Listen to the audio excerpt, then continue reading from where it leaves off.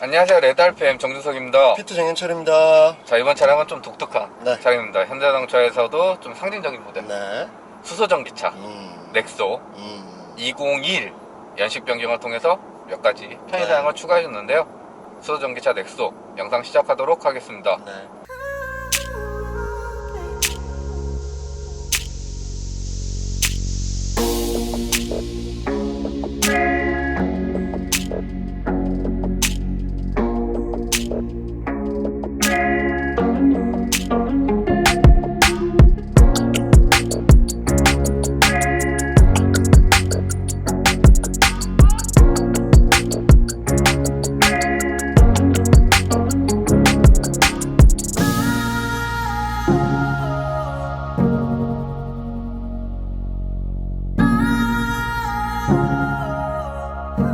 자, 디자인 먼저 간단히 좀 살펴보도록 하겠습니다. 요즘엔 공도에서 가끔 마주치기도 하는데 네, 종종 봐요. 이 조약돌 같습니다.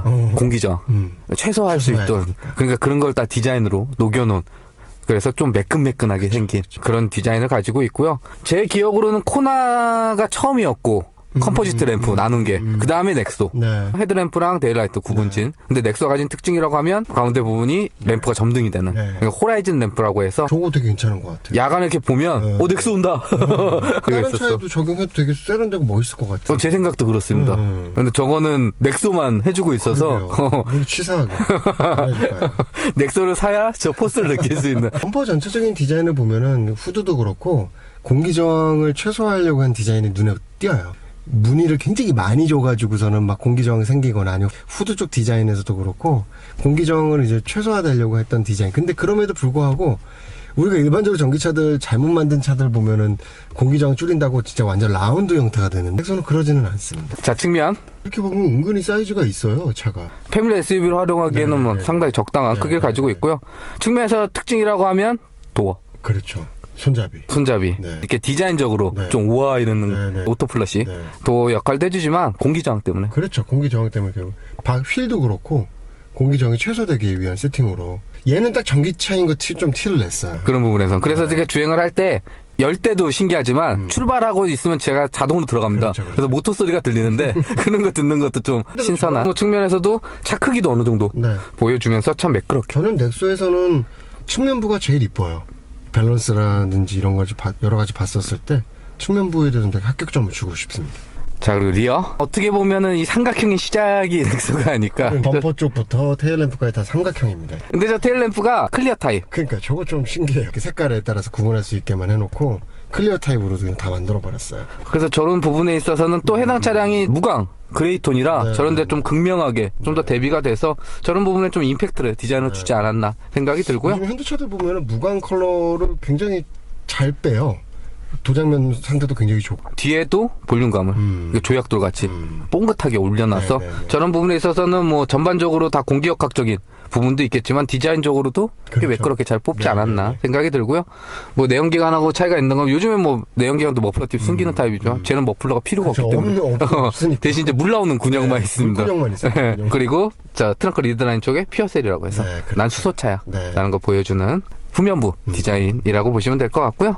자, 실내 간단히 좀 살펴보도록 하겠습니다. 뭐 연식 변경 모델이기 때문에 기존과 동일한데 가장 큰 차이점은 계기판. 계기판이 디지털은 맞는데 예전엔 7인치였습니다. 근데 지금은 현대자동차에서 즐겨 사용하는 10.25인치. 뭐 아반떼라든지 소나타에 들어가는 가장 많이 쓰는 사이즈죠. 크기를 키워줘서 좀 더 보기 좋게 드라이브 모드 바꾸게 되면 그래픽 바뀌면서 멋스럽게 되는 동일한 거. 근데 한 가지 드라이브 모드에서 차이가 있는 건 말만 있어요. 드라이브 모드를 꾹 누르면 에코 플러스 이 모드가 하나 더 있습니다.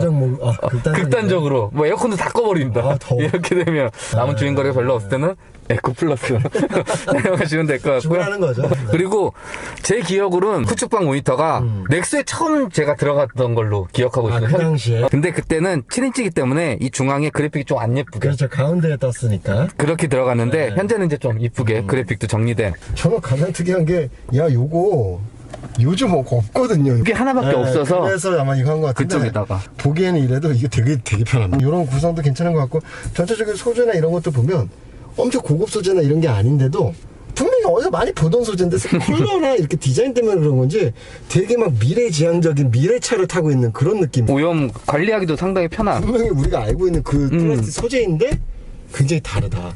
저 괜찮은 거 같아요. 그리고 이 브릿지.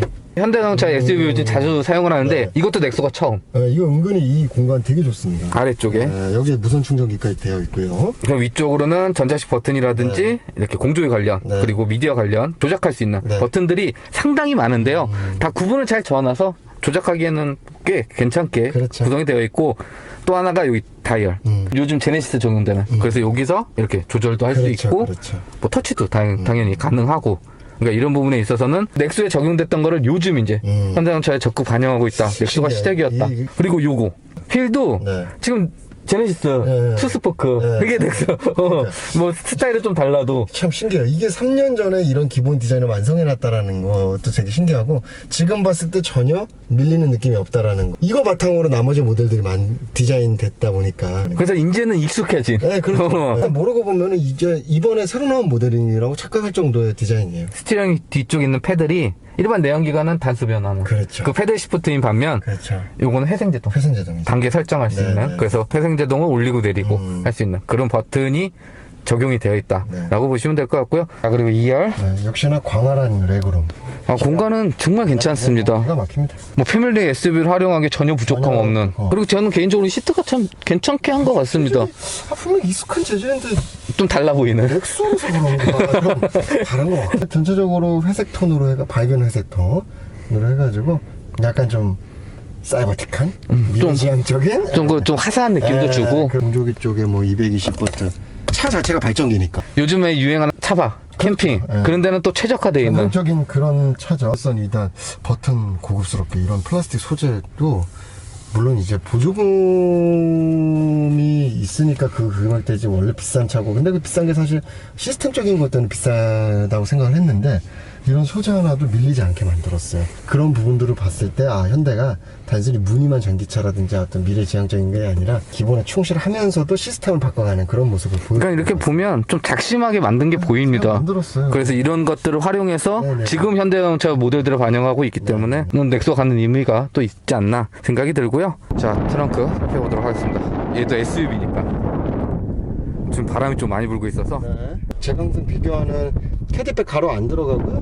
예가선도 안 들어가고요. 시트 폴딩해요. 이제 이 안에 배터리부터 해가지고 여러 가지 수소 탱크가 있다 보니까 들어지진 않아요. 제가 이렇게 빼보겠습니다. 공간이나 그런 것들은 SUV 가진 활용도들 다 활용하면서 깔끔하게 잘 돼 있습니다. 이런 것들도 상당히 잘 돼 있어서. 근데 이런 게 되게 신기한 게 되게 짱짱해요. 차를 곳곳을 살펴보면 꽤 신경 쓴 그런 것들이 있어서 맞아요. 딱 전동이기 때문에 이것도.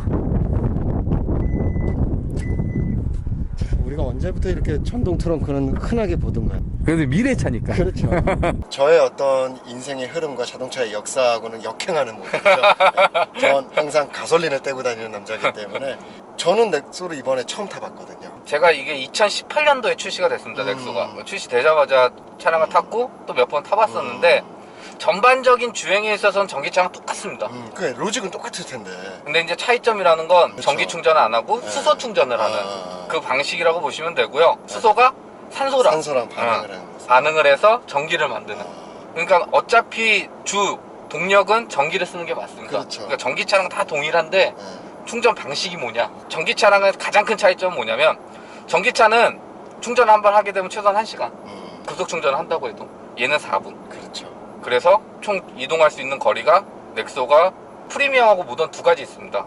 근데 이 차량은 19인치 휠이 적용되어 있어서 590 몇 킬로? 충분하네요. 그리고 모던이면은 600킬로가 넘어갑니다. 그렇게 주행거리를 가지고 있어서 처음 저도 출시하고 탔을 때도 야 이런 차를 현대가?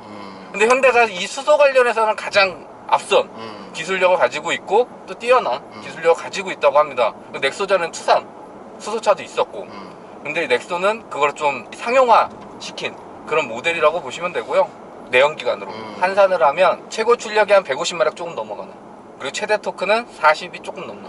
근데 중요한 게 토크.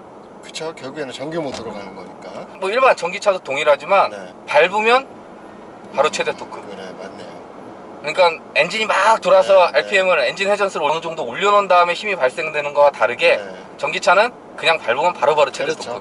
답답함. 그리고 시동 거는 순간부터 아무 소리도 안 들려요. 그러면은 수소 충전 비용이 굉장히 저렴해서 이렇게 세팅이 되는 건가요? 2018년도 처음 탔을 때는 그때 수소 충전은 무리였습니다. 충전소도 한 10개 정도밖에 국내 없었고, 요즘에는 풀 충전을 하게 되면 5만 원 정도 소요가 됩니다. 어떻게 보면은 전기차에 비해선 비싼 거고, 그렇죠. 내연기관으로 받아도 좀 비슷한 수준? 비슷한 수준. 그 정도라고 보시면 되는 게 그렇게 싸지가 않습니다. 그러게요. 대신 충전소가 제가 처음 탔을 때는 한 10개 전국에 있었는데 지금 한 30몇 개? 좀 늘긴 했습니다. 결국엔 친환경적인 요소 뭐 그런 쪽으로 좀 치중된 모델인 것 같은데, 일단 주행 성능적인 부분에 이런 부분에서는 전기차의 로직과 똑같기 때문에 정숙하고 부드럽고, 그러니까 순간적인 가속감 좋고, 이런 부분들은 말씀드릴 수 있을 것 같고요. 주행을 할 때 남은 주행거리, 그렇죠. 가 늘어나는 경우도 있습니다. 맞아요. 이게 이제 내연기관에서는 상상할 수도 그렇죠, 없는, 그렇죠. 내연기관은 무조건 기름을 태우고 가는 건데 네네. 전기차기 때문에 가속 페달을 발을 떼는 순간 바로 회생이 됩니다. 그렇죠. 이 운동 에너지를 전기로 전환시켜주는, 수소 연료를 써서 전기도 발생하지만 나머지 부분에서 낭비되지 않도록 전기를 또 만들어서 그걸 또 배터리 쪽으로 보내주는. 이게 제동을 하거나 네. 이렇게 되면 소모되는 그 에너지를 활용해서 다시 배터리를 충전해줘요. 그렇죠. 그러니까 내연기관 차는 속도가 한 80에서 100km 어느 정도 RPM 띄워놓고 네. 고정한 상태에서 주행할 때 최적의 연비를 보여준다고 하면, 전기차나 이 수소 전기차 같은 경우에는 그거와 반대로 네. 회생제동이 많이 발생되는, 그러니까 도심 정체 구간이라든지 이런 부분에서 좀 더 연비가 잘 나온다. 네네네. 이렇게 보시면 되니까 도심 주행에 최적화되어 있다. 그러니까요. 일상 주행에 최적화되어 있다. 맞아요. 이렇게 보시면 될 것 같습니다. 수소차가 갖는 의미는 이렇게 전기차처럼 이렇게 가지만 배출하는 게 수증기하고 물밖에 없습니다. 그렇죠. 어떻게 보면 가장 궁극의 네. 친환경차라고 할 수 있고, 네. 더불어서 이렇게 달리면 공기를 정화시켜줘. 그러니까 그렇죠. 달리는 공기청정기도 쉽게 말해서 그렇죠, 그렇죠. 어떻게 보면 전기차보다는 확실히 더 미래차라고 할 수 있어, 친환경차라고 할 수 있어 라는 요건들이 많기 때문에 현대에서도 이런 부분들을 더 그렇게 어필을 하고, 이 차에다 충전을 하려면 그 전기를 어디선가 만들어야 될 거고, 되니까. 그건 뭐 원자력이나 화력이나 수력이든 풍력이든 어쨌든 전기를 만들어내는 과정에서 또 환경오염이 발생을 하니까, 지구가 끝까지 갔을 때는 결국엔 수소차가 유일한 대안일 수도 있어요. 어차피 수소는 친환경 에너지니까 네. 그런 부분에 있어서도 현대가 좀 다른 방향으로 그렇죠. 친환경차를 제시하는 모델이다 라고 보시면 되는데요. 수소차라고 그러면 이제 탱크, 폭발, 그거 관련돼서 가장 불안해 하시는데, 여러분들은 이렇게 생각하시면 돼요. LPG 차량들이 LPG통을 싣고 다니잖아요. 그렇죠, 그렇죠. 그거 폭발했거나 그거 어떤 사고에서 터졌다라는 소식은 아마 들어보신 적은 거의 없을 거예요. 수소도 마찬가지예요. 그 밀폐 용기 자체가 사실상 물리적인 힘으로는 파손이 거의 불가능할 수준으로 만들어내는 거기 때문에 그런 염려는 안 하셔도 될 것 같고, 그러면 LPG 차도 못 합니다. 그리고 사실 가솔린 차도 못 합니다. 우리 인화성 물질을 싣고 다니는 거예요. 그렇죠. 되게 위험한 거거든요.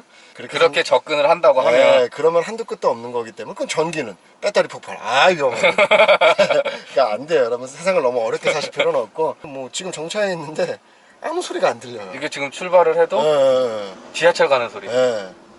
그런데 저는 완전 전기차보다 오히려 좀 느낌이, 보통 전기차의 특징은 뭔가 모터가 돌아가는 소리라든지 기타 그런 것들이 좀 유입이 돼서 좀 고주파음이 좀 귀를 찌르는 게 있는데, 넥소는 지금 그게 없어요. 이 분명 전기차고 성능이나 이런 부분 쭉쭉 나가는 건 전기차인데 왜 소리적인 부분이나 이런 어떤 질감적인 부분에서는 전혀 그런 느낌이 안 들지? 잘 만들었습니다, 참. 이질감도 없고요.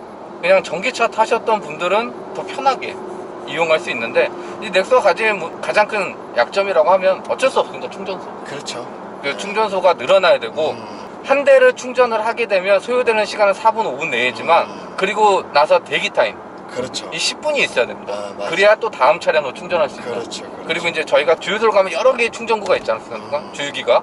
근데 얘는 딱 하나씩밖에 없습니다. 왜냐면 짓는데 너무 비싸니까. 그렇지. 기다리는 시간도 많아지고. 어마어마하다고. 그러니까 결론적으로 보면 그냥 전기차 충전하는 거고 비슷해지는, 그러니까요. 그게 가장 큰 약점이 아닐까. 그러니까 지금 꼭 넥소만이 아니라 친환경적인 요소를 가지고 있는 차들은 일반 내연기관을 쓰는 하이브리드가 아닌 이상은 불편함이 있어요. 아직까지도. 어디 한번 이동하려고 그러면은 준비도 많이 해야 되고, 내가 가는 길에 어떤 내가 충전과 관련된 시설이 있는가, 지금 현재 상태는 뭔가 준비할 게 많은데, 과거 우리가 10년 전을 생각하면 상상도 못했던 일이거든요. 그럼 향후 앞으로 또 10년 뒤에는 또 얼마나 많은 변화가 있을까.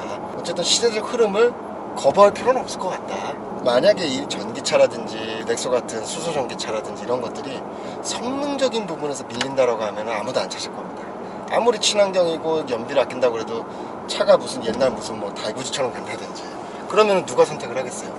근데 외려 파워트레인적인 부분, 그러니까 과거 내연기관의 파워트레인적인 부분에 수치적인 부분에 있을 때 더 상회하는 수치를 만들어내다 보니까 앞으로 많은 사람들이 더 찾지 않을까. 도심 일상주행에 최적화된 차량이라고 보시면 그렇죠. 됩니다. 네. 뭐 가족이 이용하기도 네, 편하고 네, 네. 혼자 출퇴근하기에도 편하고 네. 이 주행을 할 때 스트레스를 주는 부분이 없기 때문에 그렇죠. 부드럽게 나가고 네. 정숙하고, 그러니까 이런 부분에 있어서는 확실히 야 미래의 차는 이런 게 맞는 거구나를 제시하는 게 넥소가 아닐까. 앞으로 이제 아이오닉 5도 나오고 전기차가 이제 올해를 시작으로 대중화의 시대를 그러니까요. 여는, 그러니까 올해 가장 많은 변화가 있을 거고 어떻게 보면 과도기죠. 시기일 수도 있는데요. 그런 부분에 있어서는 다른 차들과는 좀 다른 네. 방향을 제시하는 친환경차가 넥소. 현대자동차가 애플한테 큰 소리 빵빵 치는 것처럼 전기차 기술에 대한 자신감이 있어. 너무나 오랜 시간 동안 연구해왔고 준비했고. 특히 수소는 뭐 독보적이기 때문에 네. 가격이 7천 몇백만 원입니다, 이 넥소가. 근데 이번에 연식 변경하면서 전자식 계기판을 네, 비롯해서 가장 최신화되게 많이 넣어놨어. 이런 걸 추가를 했는데도 가격은 120만 원 내렸습니다. 기존에 비해서. 그리고 모던하고 프리미엄 두 가지가 있는데, 보조금 서울시 기준으로 작년 기준으로 받게 되면 모던은 3,200 몇십만 원, 그리고 프리미엄은 3,600만 원. 메리트 있는 가격대. 근데 다른 현대차랑 다르게 거기에 선택 사양이 더 있는 게 아니라 딱 단일 트림입니다. 이 사양을 그대로 누릴 수 있는, 네. 반절 주행 다 비롯해서. 네. 그러니까 그런 부분에 있어서는 확실히 좀 메리트가 있지 않나. 차도 충분히 뭐 공간적으로도 여유롭고 패밀리 SUV 도심에서 트렌디야. 난 수소차 타고 다니라고 말할 수 있는 차가 이 넥소가 아닐까. 자, 그리고 넥소에도 다양한 최신의 운전자 지원 시스템이 적용이 되어 있는데요. 먼저 크루즈 컨트롤을, 여기는 자유로니까 속도는 90km로 설정을 해 놓도록 하겠습니다. 그러면 가속 페달하고 브레이크 페달 별도로 조작하지 않아도 앞차와의 거리를 계산해서 따라서 주행이 이루어지는 스마트 크루즈 컨트롤이 탑재가 되어 있고요. 거기에 차선과 차선을 인식해서 차선의 중앙을 잡고 핸들을 조향해주는 차선 유지 어시스트도 반영이 되어 있습니다. 그로 인해서 현재처럼 핸들을 잡고 있지 않아도 주행이 이루어지는 반자율 주행 시스템을 사용할 수 있는데요. 넥소에 적용된 스마트 크루즈 컨트롤은 앞차 멈춤 같이 멈추고 재출발하면 따라서 주행이 이루어지는 스탑앤고 기능이 적용된 반면, 요즘 현대차에서 폭넓게 적용되고 있는 HDA 하이웨이 드라이브 어시스트 기능이 고속도로에서만 적용된, 그러니까 첫 출시됐을 당시 기능이 그대로 적용된 부분은 좀 아쉽게 느껴지는데요. 거기에 핸들을 조향해주는 차선 유지 어시스트도 별도로 버튼이 있어서 기능을 활성화할 수 있는 게 아니라 스마트 크루즈 컨트롤과 연동되는 형태의 기능이 적용이 되어 있기 때문에 이 부분은 요즘 현대자동차에 적용되는 최신의 사양으로 변화를 줬으면 어떨까라는 아쉬움이 남고요. 그럼에도 이와 같은 최신의 운전자 지원 시스템은 장거리 주행 시 피로도를 줄여주는 역할도 해주지만 가다서다가 반복되는 일상 도심 주행에서 보다 안전한 주행에 더 많은 도움을 주는 기능이기 때문에 넥소에 적용된 다양한 기능 중 꽤 돋보이는 요소가 되어주지 않을까 여겨집니다. 자, 여기까지 2021 연식 변경을 통해서 변화를 준 수소전기차 넥소 만나봤는데요. 어떠셨습니까? 처음 타본 수소전기차. 참 이 가솔린 매니아와 어떤 이 신봉자로서 엔진음, 사운드 이런 감성적인 부분은 조금 떨어지지만 일상적으로 이제 다니는 부분에 있어서 자동차의 역할로서는 시대의 흐름은 가고 있구나, 이런 걸 알 수 있게 된 넥소였고요. 충전이라는 건 어떤 물리적 제한, 시간적 제약을 또 극복할 수 있는 이런 수소를 이용한 전기를 발전시키는 시스템, 굉장히 새로웠고 의외로 일반 자동차, 내연기관 자동차처럼 이질감이 거의 잘 느껴지지 않는 부분에서 굉장히 독특한 차다, 새로운 경험을 했다, 이렇게 말씀드릴 수 있을 것 같습니다. 이상 저는 레드 RPM 피터 정현철이었습니다. 감사합니다.